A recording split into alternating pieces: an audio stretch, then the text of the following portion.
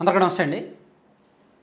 PoK Pak occupied Kashmir, Pakistan ఆక్రమిత కశ్మీర్.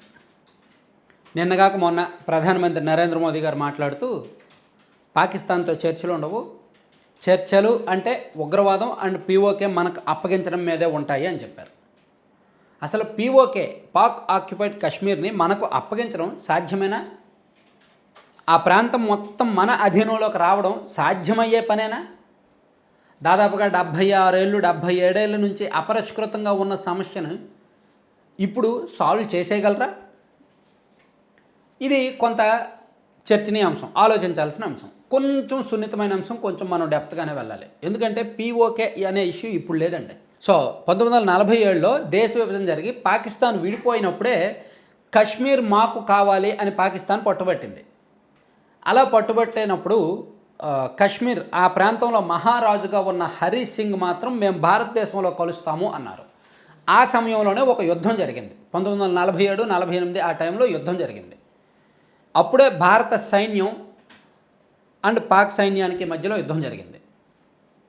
ఆ యుద్ధంలో కొంత భూభాగం పాక్ కంట్రోల్లోకి వెళ్ళిపోయింది. అదే పిఓకేగా అలా ఉండిపోయింది.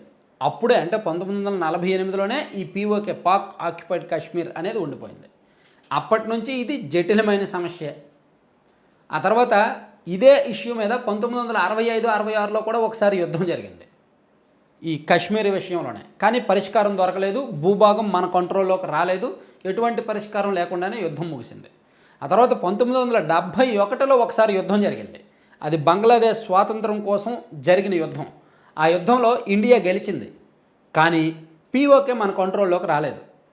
ఆ యుద్ధంలో గెలిచిన తర్వాత షిమ్లా ఒప్పందం ఒకటి చేసుకున్నారు. అంటే షిమ్లా ఒప్పందం దేనికంటే ఏ ఇష్యూ వచ్చినా సరే దౌత్యపరంగా పరిష్కరించుకోవాలి, శాంతి చర్చలు జరపాలి, యుద్ధం అనేది ఉండకూడదు అని చెప్పి చర్చించుకున్నారు తప్ప అప్పుడు ఇసుమంత భూభాగం కూడా మన కంట్రోల్లోకి రాలేదు. అంటే 3 సార్లు అప్పటికే యుద్ధం జరిగింది. 3 సార్లలో ఏమాత్రం ఈ పిఓకేలో భూభాగం మన కంట్రోల్లోకి రాలా. ఆ తర్వాత కాలక్రమేణా ఆ ప్రాంతంలో పిఓకేలో పాకిస్తాన్ ఎక్కువ మంది సైన్యాన్ని దించి ఆ ప్రాంతం మొత్తం తమ పట్టు పోకుండా చూసుకుంది. కాలక్రమేణా 1999లో ఇండియాకి పాకిస్తాన్కి యుద్ధం జరిగింది. ఆ యుద్ధం కశ్మీర్ కోసం కాదు. ఇప్పుడు మనకు ఆపరేషన్ సింధూర్ ఎలాగైతే ఉగ్రవాదులు మన దేశంలోకి వస్తున్నారు, మన దేశ ప్రజల్ని చంపుతున్నారు అని రీసెంట్గా ఈ వారంలో ఎలాగైతే ఆపరేషన్ సింధూర్ జరిగిందో 1999లో కూడా ఉగ్రవాద సమస్య మీద యుద్ధం జరిగింది తప్ప పిఓకే గురించి యుద్ధం జరగలేదు. సో ఇండియాకి పాకిస్తాన్కి మధ్య ఇప్పటి వరకు 5 సార్లు యుద్ధం జరిగింది అనుకోవచ్చు. ఈ 5 సార్లలో 2 సార్లు ఉగ్రవాద సమస్య మీద, సరిహద్దు సమస్య మీద జరిగితే 3 సార్లు పిఓకే ఇష్యూ మీద జరిగింది. సో ఇప్పుడు పిఓకే మన కంట్రోల్లోకి తెచ్చేస్తాము అని చెప్పి బీజేపీ వాళ్ళు చెప్తున్నారు, నరేంద్ర మోదీ గారు చెప్తున్నారు. అది అంత ఈజీ కాదు. ఇది దౌత్యపరమైన అంశం, సున్నితమైన అంశం, సైనిక చర్యకు దిగుతారు అండ్ అంతర్జాతీయ స్థాయిలో చర్చకు వస్తుంది. ఎందుకంటే ఇది ఇన్ని దశాబ్దాల తరబడి ఉన్నప్పుడు ఉన్న పలంగా మాకు ఇది మా భాగం మాకు ఇచ్చేయండి అంటే, పైగా ఆ ప్రాంతంలో చైనా మాటు వేసింది. చైనాకి పాకిస్తాన్కి మధ్య ఒక ఎకనమిక్ కారిడార్ కడుతున్నారు. China Pakistan economic corridor CPEC, అది పిఓకే మీదుగానే వెళ్తోంది. సో చైనా ఈ ప్రాంతంలో భారీగా పెట్టుబడులు పెడుతోంది పిఓకే ప్రాంతంలో. అది వాళ్ళ స్వార్థం వాళ్ళది. పైగా పిఓకేలో పాకిస్తాన్ లక్షణాలు ఉన్న వాళ్ళే ఎక్కువ మంది ఉన్నారు. వాళ్ళ జనాభా పెరుగుతోంది. వాళ్ళ కల్చరు, వాళ్ళ సంస్కృతి, వాళ్ళ భాష, ఇదంతా పెరుగుతోంది. సో అంటే హిందూవాదులు కావచ్చు, భారతీయత వాదులు కావచ్చు, కాలక్రమేణా వాళ్ళ హవా, వాళ్ళ ప్రభావం తగ్గిపోతుంది.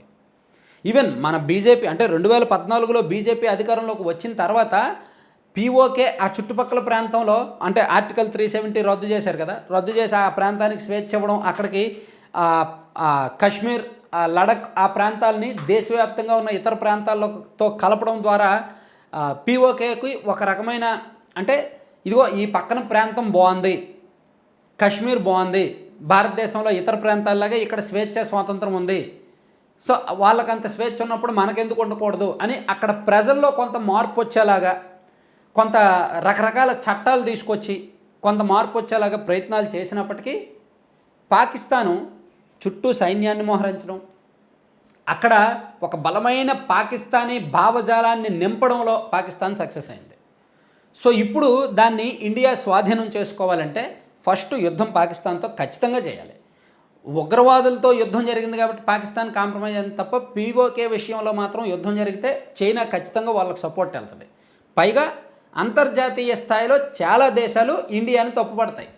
దశాబ్దాల తరబడి ఉన్న పరిస్థితి మీద ఇప్పుడు మీరు ఎందుకు యుద్ధం చేస్తున్నారు, ఆ విషయంలో మీరు దౌత్యపరంగా చర్చించుకోండి, శాంతి చర్చలు జరపండి, యుద్ధం వద్దు అని చాలా దేశాలు పట్టుపడతాయి.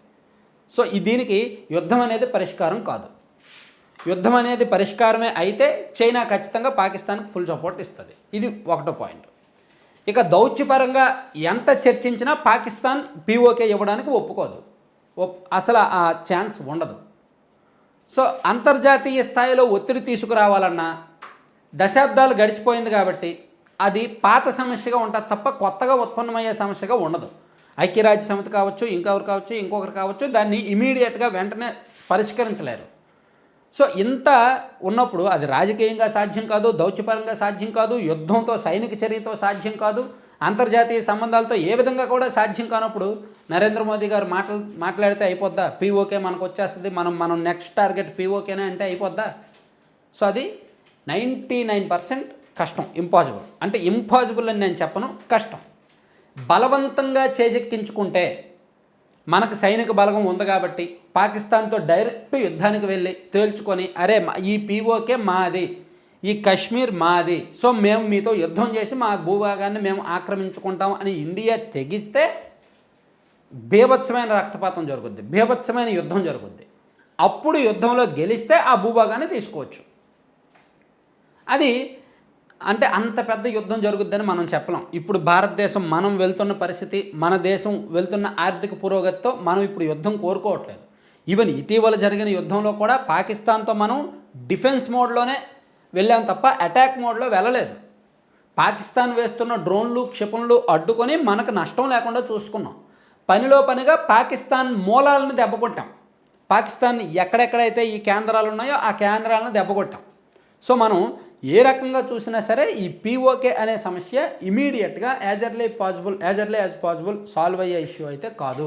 సో దీని మీద బీజేపీ వాళ్ళు కాస్త అతి ప్రచారం చేసి ఏదో ఓట్ల కోసమో రాజకీయం కోసమో ఇచ్చేస్తాం, ఆర్టికల్ 370 తీసుకొచ్చాం, తర్వాత యూసీసీ తీసుకొచ్చాం, ఇవన్నీ తీసుకొచ్చాం కాబట్టి పీఓకే కూడా మేము తీసుకొచ్చేస్తాం అని చెప్పినా అది రాజకీయ ప్రయోజనాల కోసం తప్పితే నిజంగా అయితే సాధ్యం అయ్యే పని కాదు. Thank you.